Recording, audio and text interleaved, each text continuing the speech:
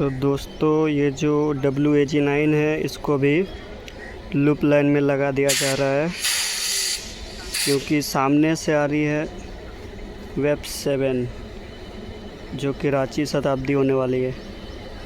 इसको अभी loop line में लगा के उसको पास थ्रू निकाला जाएगा इस मेल लाइन से, जो कि अभी उसका सिग्नल देखिए येलो हो चुका है